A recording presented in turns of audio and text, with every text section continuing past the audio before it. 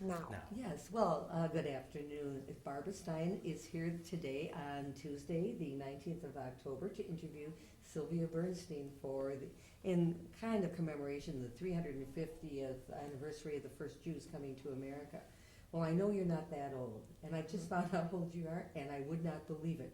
You give 80 a whole new meaning. You look wonderful. So, Sylvia, we want to know more about you and your family. And do I understand it that you are a member of the Rakita family? Correct. Tell me about it. I'm the baby of the family, as a matter of fact, which is quite an accomplishment at age 80. Yes. My brother will be 89 this month. My sister is 85 and golfing. My goodness, give me the names of those people. My brother is Nathan Rakita, Mm-hmm. and my sister is Rose Wilk, both of whom are quite well known in the community, and both, I'm happy to say, still active. Mm-hmm. And how were they as older brother and older sister when Horrible. you were growing? That bad? Tell us what they did to you. To this day, I am known as the baby, and the baby, as you know, can do nothing right. So very often I'll be chided, but we've taken on a new patina of great love and respect, I'm happy to say. So Where did you grow up where they were treating you like the baby? I was born at home because my mother had a great fear of hospitals. An interesting sidelight is that they forgot to register me at birth, which I didn't find out until I tried to get a passport at age 20. And by that time, Dr. Wexler, I believe, who delivered me, was still ensconced on Walnut Street in a dusty old office. I walked in and said, "My mother said you were there when I was born." He looked at me and said, "If you say so." And that's how I got validated. That was So it. I'm not sure I was born. At home. At home. I see. And where was home? Tell me about your neighborhood. That house I know very little about. My first memory, really, is 28th and Garfield. That's where I grew up.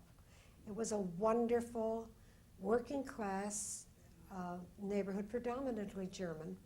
We were practically the only Jews. I was the only Jewish child in my class, always. And what school was that? Elm Street School, which was on 27th and 27th and Garfield. Garfield. Oh my heavens. And You were the only child. Did you feel different? I didn't feel different until one day they took a picture of pilgrims. We were all dressed as pilgrims, and the teacher hauled me out because among all the little blonde German girls, I stuck out like a sore thumb. And it left me with a very deep impression, believe it or not. No, there was no anti-Semitism to speak of. Well, how did you get your first Jewish interaction besides your family? We moved when I was beginning my teens. We moved to 45th. And It was between Clark and Center, and I met my first groups of Jewish friends. mm-hmm. And it was the first time I heard about anti-Semitism in that sense. Different I knew, Mm-hmm. but anti-Semitism Mhm. I did not know until I entered Washington High School. Gotcha. And there was a definite, marked difference between our groups. Is that right? Mhm. How would you say that evidenced itself? Well, in the friends we chose, in our Mhm. social life, we were always very Jewish at home, of course. Mhm. But Mhm. this is the first time I was in the so-called social swing, Gotcha. and it was fun. We Yes. had a Tell me lot some of your fun. friends' names and Well, what you did together as We had friends from all over, really. The north, but very marked differences between the North Side groups, the West Side groups, the East Side groups, Mhm. and even the South Side groups. There were Jews on the South Side that we associated with, and it was a rich Did you mixture. interdate? We did, but it wasn't very definitely inter. Oh. And there was a marked, as I say, a marked social difference Gotcha. between the neighborhoods I see. and the schools. Uh-huh. Washington High School, which I went to, was at that time the Mhm. top school in the state, scholastically, Mhm. football-wise, Mhm. and we were really braggarts. Gotcha. Well, you had But, something to brag about. Yes. But Now, okay, so you grow up and you go to Washington and then you graduate. Where did you go to school afterward? Well, I didn't. I got married. Oh, then maybe I It should was back world. up. Yes, we back up to World War II. Good. How did you first meet your husband? Well, he was much older. He was 7 years older than I, and of course, very glamorous to me, Mhm. and about to enter service. Ah. So it's a long, involved story. Gotcha. Were but- you then you were a serviceman's wife? No, I wasn't, Uh-huh. because in the end, he was he was not draftable, Okay. and ended up not going into service. Gotcha. We were divorced. Mhm. My son was born, and then we were divorced. Gotcha. So then now you were a I single was mother. alone, right? And for- what did you do? Well, I went to work. You did. Yes, Where'd you I work? went to work. I worked at Bitker-Gerner, Oh. which was on the corner of 3rd and North. No, it wasn't on the corner, actually. It was in the middle of the block. Mhm. Rosenberg's was on the corner, but I also worked at Rosenberg's. I Did did you? what I had to do. Right. What did you sell? What was your what Women's garments, and in those days, What were when a they? woman walked in to buy a dress, Yes. she expected and received personal treatment. She was shown to a fitting room. The dress was pulled down over her head. Really? Absolutely. And if she didn't like it, you brought 6 more. It was hard work, Mhm, and a totally different scene than the one we have now. Indeed, indeed. So then times changed, things moved on. What's the I next episode? remarried. You remarried. I remarried Mhm. at age 25 Mm-hmm. and eventually had my daughter. And Why don't you give us their names? Your son? my son's name is Dr. Lauren Kagan. He's a biochemist, and he lives in Memphis, Tennessee, with his family. Mm-hmm. My daughter's name is Yael Amir, and she lives in Jerusalem with her husband and their 3 children. Right, so that makes you a grandma. Yes. That's wonderful. Very good. So eventually Sydney came into your life. Thank goodness. There you go. Tell me how this, what happened? How did you meet? Well, actually, Sydney was part of a Habonim group, Habonim being a youth movement connected to the Zionist Party. And many of their friends lived both in Chicago and Milwaukee, and they intermingled and interdated. He came to take someone out. And to make a long story short, I, who was not part of that group, met him because I was hostess to his date. Oh, you? Yes. You hussy. And that's how, yes, I was. Yes. And what did you think when you first saw him? I thought, what a wonderful person this is. And his date, who had known him all her life, kept saying, he's like a big brother. He's not a romance. I said, how can you resist him? And I didn't. And you didn't. So when were you married? We were married, well, we had to wait for my divorce to be final, would you Well, that's believe? probably the right thing to do. Yes, and we were married on May 10th, 1960. Oh, really? Yes. All right. Indeed. So that, Sydney was there to help you raise your 2 Sydney kids. married 3 Mhm. of us. Uh-huh. He Oh, married. And I must say, we were all, in our own ways, benefited and delighted, and still are. terrific. And what neighborhood did you move into then as a married lady? Well, when we were married, we lived on Roosevelt Drive, but we quickly bought a home in Glendale. Oh, you went east. We went east, and we lived on Brentwood Court in Glendale for the next years, Uh-huh. where our children grew and went to school. Uh-huh. And eventually, Yael took off for Israel. Lauren took off for Washington, D.C. to continue his studies.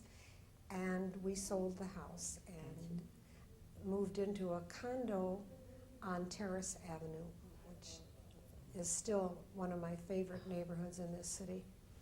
It was wonderful. We were there for 21 years. Wonderful. And While you were raising your children and Sydney was working and you had this family in this city, what were the things that interested you or that you were doing? well, going back, Yes, I going back. started working at the Wisconsin Jewish Chronicle. You did. Yes, I did, in the 60s. I worked with Irving Rhodes, who was the publisher, the one and only Irving Rhodes. There'll never be another one like him. Mhm. And Eddie Pearlson, who was the editor at the time. I was given the title of co-editor, which was a joke. But eventually, the Chronicle became my J school. Isn't it? And what you mean by J School? Because from there I went to the Milwaukee Sentinel as a full-fledged reporter and worked there until the papers merged. I went over to the Journal and worked at the Journal until I left newspaper work. And You must have been one of the few Jewish people on I staff. was. I Yes. was the local, the resident maven. Gotcha. And every time they hit a Jewish word, they'd come tearing over to my desk and say, "How do you spell nosh?" Wonderful. Which, as you know, is spelled several ways. Yes. Now, because you were in the paper, you were into the news of the day and what was Yes. going on. And you lived, I mean, your life has taken you through World War II and then on to Korea and Vietnam. What was it like living in that era? Did you write about it? What were you doing? No, I was working in a department that started out, believe it or not, as Society News. We were still reporting what they served at luncheons, and graduated to a department called Women's News, which was a very important part of the paper, because however you feel about him, Ralph Nader got his start on our pages He did. as a consumer advocate, of Which course. is what he should have said. Of course. And all kinds of interesting, wonderful people that we came in contact with Who were were part some of of our the- lives. Yes, who were some of the people that, that you can recall who were part of Milwaukee or your life? Is there anybody who Well, stands believe it out? or not, Federation was coming up then under the guidance of Mel Zarrett, who was a tremendous leader. And Federation started making its mark, even on the social scene, because they had style shows, et cetera, that I would love to cover. It was- And is that why you got involved with Federation? I got involved with Federation on several levels. Yes, because I became aware of how important it was in the city structure for us as Jewish women to have a voice. And I was part of it. And it was my pleasure and became my joy to join some of these organizations. I became very active in Na'amat. Would you explain what Na'amat is and what its Gladly. former name was? What its maiden name was? Its maiden name was Moetzet HaPolalot. It is a labor Zionist movement, I see. and changed its name to Pioneer Women to modernize. Mhm. And What did it do? Why was it formed? it was formed, believe it or not, by Golda Meir, who came to the United States to fundraise and explained that she knew someone who lived on a kibbutz where there was no water. And this woman wanted to plant trees. And so a group of women got together, raised money to dig a well. And that was the beginning of Na'amat. And what attracted you to Na'amat? Because they are devoted to bettering the lives of women and children, regardless of whether they're Arab women or Jewish women. And that attracted me, Oh, good. and still does. And what positions did you hold? What did you do? Locally I was president. I was on the national board. Mhm. That's about as high as, as I wanted to go. And I'm still involved. Are you still involved? Still So you involved. see the need for it? As still a need, great need, Uh-huh. because as you know, Israel has few funds for education. Mhm. And that was something that was very close. It still Why did is. Israel become such a big part of your life? Well, let me put it this way. My daughter made one attempt at living in Israel as a high school graduate. And that didn't work out too well, so she came home and started school and dropped out of school and started. Mhm. But on the day of the Yom Kippur War, I was here at Federation raising funds for the war. And I got a phone call from my daughter who was home saying, "Mom, I'm packing," and took off for Israel. 1973, she made Aliyah with her dog Oh my. and a suitcase. How did you feel when you're sending your single daughter away from home a second time, because she had tried the first time, but after a war which was worldwide and understood? Were you scared? Yes, I still am, Okay. of course. All right. You can't know about news in Israel and not be scared. But at the same time, I realize that she's living her dream, Okay. and I'm willing to stand by and applaud That's very because she kind. deserves it. That's very kind. So your involvement was sort of like the United States end of supporting Israel, and she was on the other end. Yes. Yeah, so you were involved in Naamat, in Federation, the women's division. That give you some opportunities to get out in the community or meet people in the Jewish community? Yes, after I left the paper, one of Yeah. my great joys What? was the trip that I organized, the first community trip that we took to Israel in 1989. We had over 100 people on that trip. The first community trip. Well, it was a very important one because we had the mayor of Milwaukee and his wife. We had And who was that at the time? that was Norquist. Mayor And Norquist. Mayor Norquist and his wife. We had we had Jim Moody, who was then our state senator. So it was quite prestigious and very wonderful. Who were some of your fellow travelers from Milwaukee escorting these people? Do you remember who you went There with? were so many. Were there? Oh goodness, we had Yeah, we had I think we had 180 some, if I'm not mistaken. It was a handful. Indeed. In fact, Kathy Bernstein and Yeah. I Uh-huh. staffed it Is that for right? Federation, Uh-huh. and that's when Kathy and I became very good friends. Well, it must be, because on your interview papers here, it says, "One of the funniest people I know, !" Kathy. So she loves you and laughs all the time with And you. it's reciprocated. Oh, wonderful. Yes. Now tell me some of the adventures there or in your organizational work that stand out, like funny things that happen or worrisome things that happen, and how, what went on. Well, organization-wise, it runs pretty much according to script. You have conventions that are held in Israel. Everyone gets excited. You come back and use it to fundraise because that's what we're interested. That's our basic prime purpose for being. As far as outstanding events, everything is an outstanding event when you're in Israel because good for there's you. something very special about every meal you have, about everything, every sight you see, every child on the street. It's all special. That's marvelous, and you bring that back, and then you fundraise. I'm sure you've had some interesting issues with fundraising and talking to somebody. Can you tell me the best result and the worst result? I mean, some sort of experience, because asking is difficult. What was the response? Can you think of anybody? You don't have to name names. No, really, people are quite wonderful. Were they? Yes. Maybe it's because of my credentials with my children being there. But I have never had a problem with fundraising. My problem was time Okay. and to devote to it because I worked for many, many years after I left the paper. You were still That was interesting because I worked for Bark and Herman Public Did Relations. you tell us Yes. about that? Yes. Was that a Jewish firm? Definitely. Ben Barkin was a pillar of Milwaukee Jewish society. In fact, when the newspapers wanted, in those days, to seek a source, they would call Ben Barkin. He was the Jewish source. And he was a personality beyond belief. I mean, he was wonderful.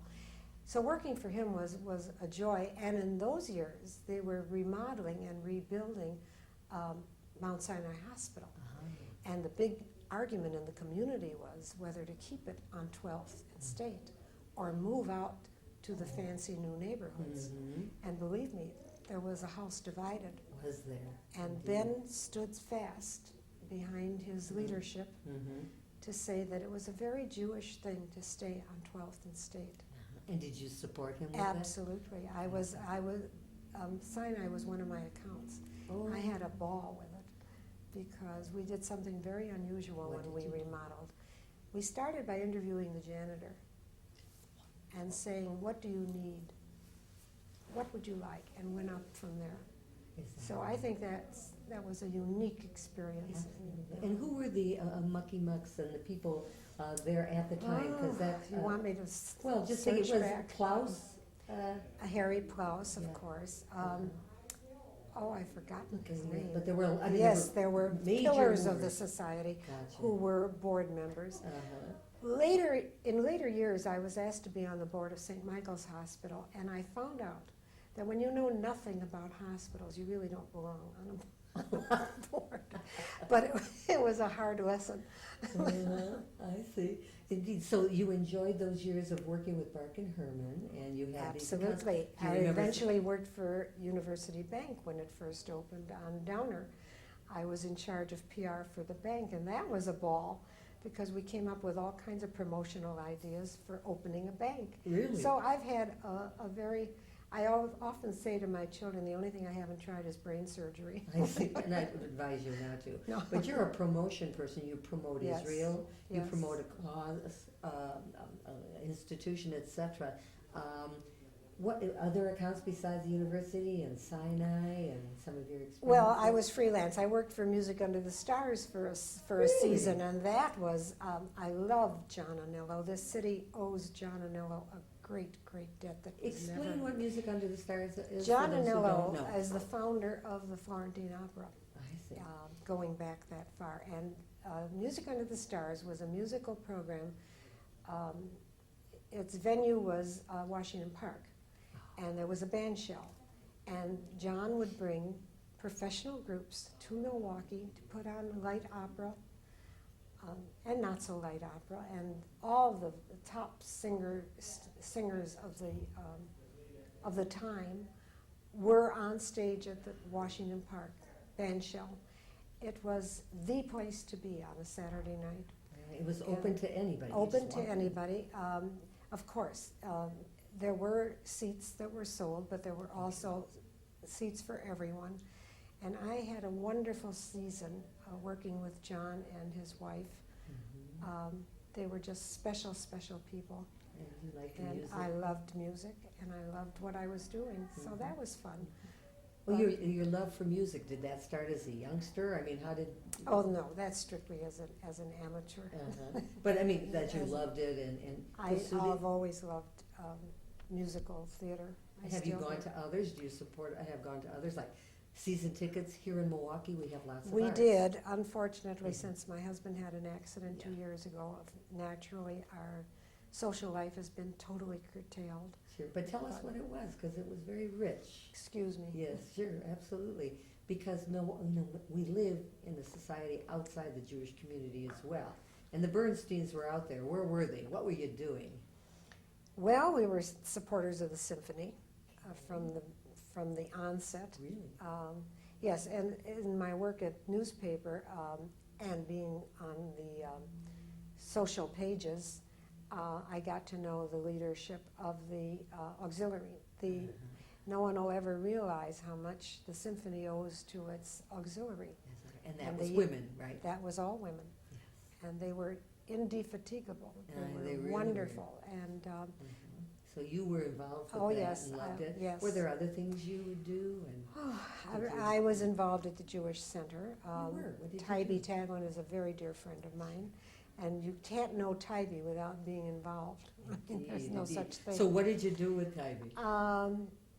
Well, mainly I was an idea person for Tybee, Uh-huh. which was my pleasure. I mean, we did a lot through the years, Indeed. and she's still going, and she's wonderful. So Indeed.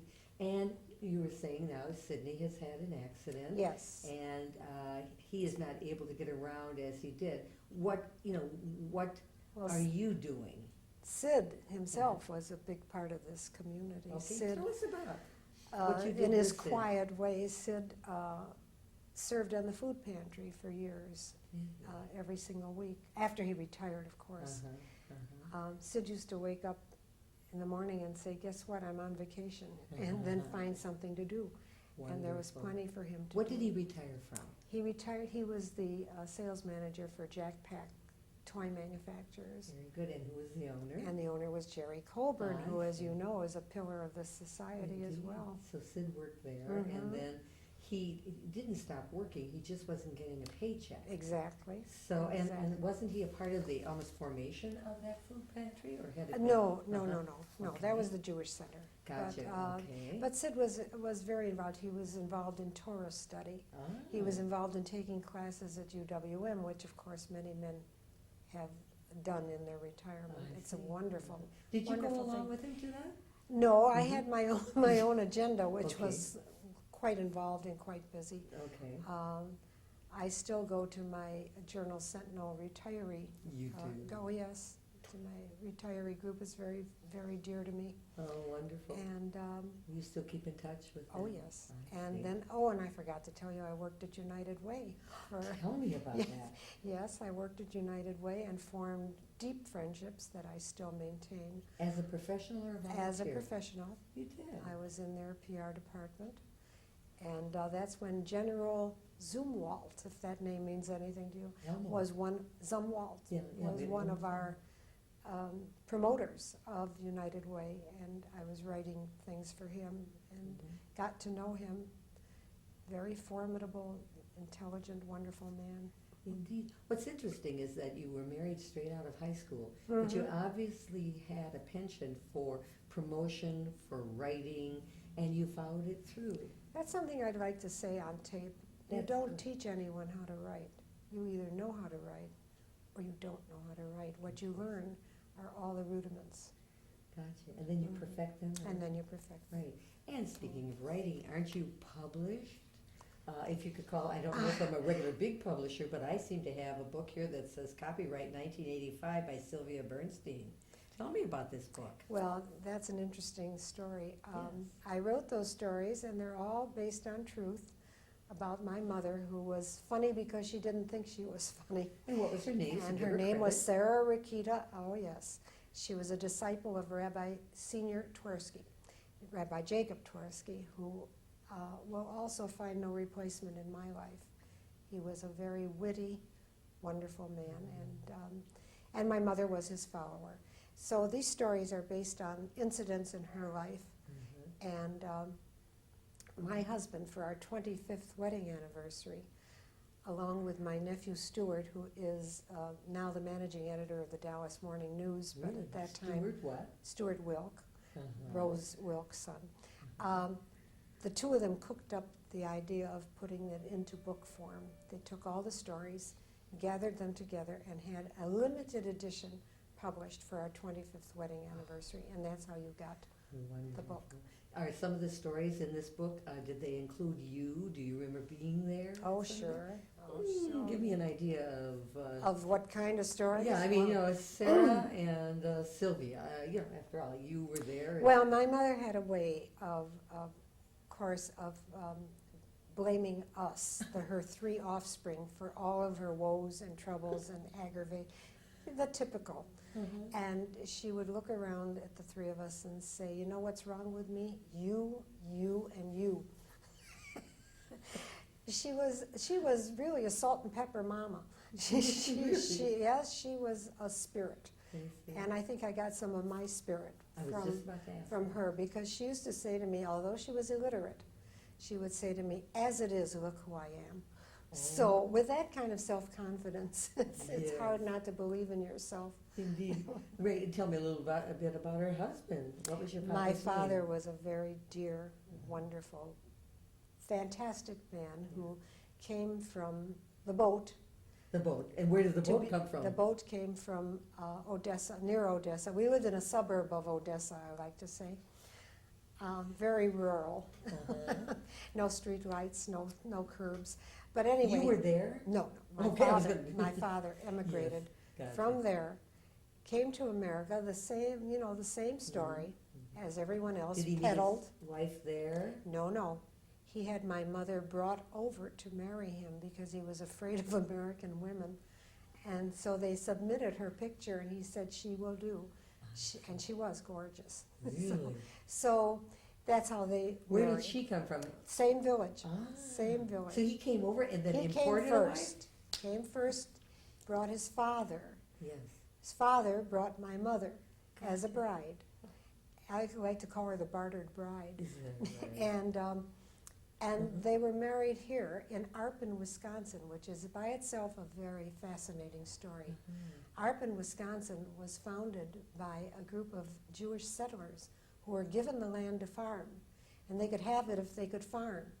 But what my family knew about farming would fill a thimble, so they all ended up in Milwaukee. But that was the beginning of it, and my grandfather, who was a very learned man, was the builder of the first synagogue in the state of Wisconsin outside of Milwaukee, Really? What which was in Arpen. And what, do you remember the name of it? No. So it was a No, synagogue but in Arpen? It was in Arpen, and my grandfather, who was a shoched, if you know what that Why is, don't you explain? a ritual slaughterer Of animals? of animals, which meant he had to be very learned, Yeah.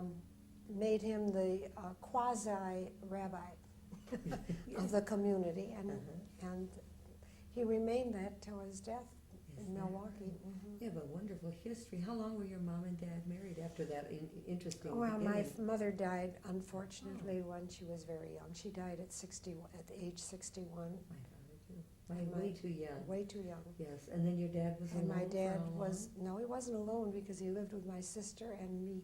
We would trade. long? He lived with both of us until we couldn't care for him. And then And where did he then- go to? Unfortunately, there was no Jewish home. This sounds like a plug for the Jewish home, That's okay. but you have no idea how necessary it is.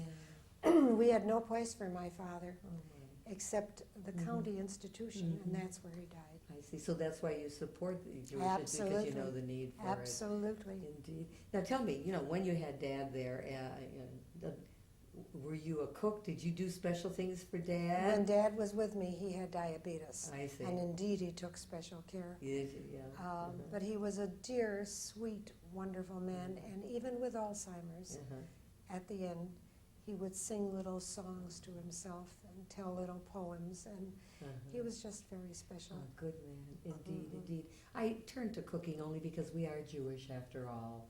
And are there favorite recipes, stories, meichels, as they say, that you can share with us about the Rikita Bernstein Well, family? I must be honest with you. My Yeah. mother was a wonderful woman, and certain dishes she made were flawless, Yes. but certain dishes were not so flawless. Oh, really? But she did make fantastic gefilte fish, and they tell me wonderful chicken soup because I never ate chicken soup. Oh, I see. I see. You didn't do that. But but she was a terrific mother, and in one of the lines in my book, I say there was nothing my mother wouldn't do for her family, and no way we could stop her. Oh, she sounds like a pistol, indeed. Indeed. She was. Indeed. Tell me, what would your daughter say about you as a mother?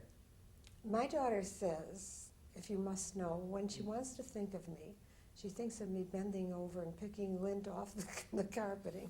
Why are you? Because I'm afraid I am that kind of housekeeper. Is that right? No, but seriously, What would she I say? think my daughter and I, there was a time in Mhm. her teen years, I Mhm. must admit, Mhm. when nothing I said was right, did was right, bought was right. At this stage, there's nothing I can do that's wrong. We have a wonderful relationship. Indeed. I do with Mhm. both of my children. Which is great. And she lives in Israel. She lives in Jerusalem. How often do you go to visit? Well, Yael is very busy. She just got her master's degree at Yeshiva University, and she works full-time at a clinic in social work. Great. My son-in-law is an orthopedic surgeon, and they've raised 3 children, so you can, and one is in the Air Force Ooh. as we speak. One is through a service, and the third one is ready to go in. Mhm. So Mhm. she's had her hands Indeed. full, but she's here every few months to see Oh. Sydney. That's nice. My son Lauren Uh-huh. calls every single night to talk to Sydney. It's Every unbelievable. night? Unbelievable. Every night. If he misses a night, he's upset. Oh, my. Yes. Well, tell me, because Sydney's accident, obviously changed your life, but also seemed to bring your children into a relationship that you hadn't expected. I mean, I'm sure you didn't call him every night while you guys were gallivanting around the city, did he? No, No, no, no, it's no. only after This was Sydney- after his Yes, accident. which is awfully nice of them to do, Oh, they're, love him. they're totally devoted to him, and they should Wonderful. be. which is good. He's been that wonderful to all of us. I mean, certainly Mhm. that is so, indeed. Now, I'm going to just go back a while, then, because we started from the beginning. Aren't Yeah. you tired? No, I like hearing this. I didn't know these things about you. If you were to, think back of some of the memories you had just growing up in the city, sometimes you have visual, sometimes you have oral. Tell me, what you would think of. I mean, do you remember streetcars? I remember streetcars. That was our mode of transportation, and we used to go to the fanciest dances at the Schrader Hotel on the streetcar. Really? And dates? jitterbug, because that was the era, and win pie plates that had winner scratched on. We had wonderful times as teenagers. We traveled in gangs. There were cars, but never a car with less than 6 kids piled in it. Is that right? Right. Uh-huh. And there were dances. We went to Latin Park. Ah, And that, by the way, attracted kids from all over the city. it did. Yes. Okay. That It was a very social center. social center on the north side, but Mhm. very, very popular. Was it safe living in the city then? Oh, indeed it was. Our Uh-huh. back door was never locked. Is that Never. right? And Uh-huh. 28th and Garfield, as I told you, was a unique kind of wonderful neighborhood. People loved and helped each other. I mean, it was just, They did. it was just a Indeed. very special time. And you formed relationships with non-Jewish people as well. Absolutely. And I've Mhm. always been grateful for that experience, Mhm. as a matter of fact, because I think it taught me how to live in the entire world, not Mhm. just one corner of it. Which is true. And I think Mhm. all children should be exposed to that. I agree. Well, are there any other things that, you say, I want to get on tape? There are things I need to say that are important. No. Not a thing? No, well, I could ask you who you're voting for, but then that would be No. already time sensitive and it's going to change. no, Uh-huh. I don't feel I'm an oracle at all. No, I'm just a reporter of what used to be. As a reporter, there are lots of things I see that I'd love to report about. Yeah. But Mhm. I'm very proud of our Jewish community. I Mhm. think we have come a long, long way Mhm. since the days when I would go to a meeting of the Symphony League and see one Jewish person. You We've see more come- Jewish people in the general Absolutely, community. which I Mhm. think is vital, Enriches um, it. enriching. Mhm. Yes, Yes. indeed. Mhm. Uh-huh. And so that, I'd say basically, are you pleased with where you have been and where you are and where you're going here as a Jewish woman in Milwaukee? Well, let me put it first as a wife. I'm grateful that I have my husband, Yes. and What a sweetheart that man is. Absolutely. no one will ever know how special he is. All right, but, That's Mhm. number one. okay. Number two, I'm grateful, of course, for my children. They Mhm. couldn't be more loving and more wonderful. And I'm just grateful. I'm grateful at age 80 that I'm here. Yes, indeed, and looking damn good.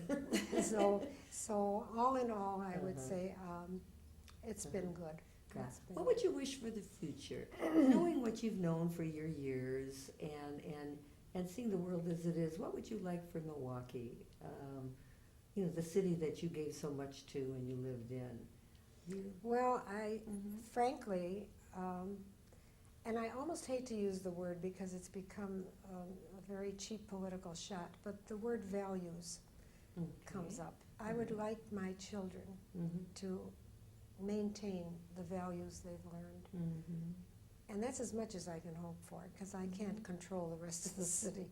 That's a very wise statement, and they learn by watching you and you guiding them, and that's all you can. Well, you certainly gave them great values, and you were of great value to the Milwaukee Jewish community, and still are. That's not in the past, that's in the present. Thank you. And I mean it here. Sylvia Rakita Bernstein, a woman, I don't want to say of valor because we all laugh. However, it does apply here. It might seem to be trite, but it's true. And I'm glad that you came in today. Thank Because I've you. learned a lot about you. Thank you, Sylvia. Barbara. You made Thank it you. very pleasant. Great. Sylvia, I forgot to ask you, and it's so obvious to me now, you're wearing a beautiful pin. What's the story behind that pin? Oh, this is very special. Mhm. A friend came to visit from Israel and brought this to me as a gift. And if you Mhm. can see it, it is the bird of peace. Not only is it the bird of peace, and not only am I wearing it, Mhm. but this is a picture of Queen Noor of Jordan, who is also wearing the same pin. And that is her husband to the right, and Right. whatever it was. He was the He was the King of Jordan. The King of Jordan. Right. And she was an American-born queen, Yes. who, by the way, brought a lot of democracy with her to Jordan. Indeed. And did you know when you got that pin that it had also been worn by Queen Noor? No. Well, oh, yes, excuse me, yes. Yeah. She brought the picture with her to show me because Uh-huh. it isn't just an ordinary pin. And, you know, I get a little incensed when people don't notice it. So I'm quick to point out that I'm wearing the bird of peace. Right. And how long have you had that? Do you remember? Oh, it's only been a few years. Yes, because he's Yes, since passed yes, away. he's since Yeah, passed away. Right, and she is still holding It's only on been a few beautifully. years. Right. Well, I certainly will comment on it next time, and I'm so glad you told us about it. And anybody seeing this video will certainly say, "I love your pin." Thank you Sylvia. for asking. Yes, I'm glad well, you did. I'm glad that you wore it so we could ask the question. Thank you very much. Okay?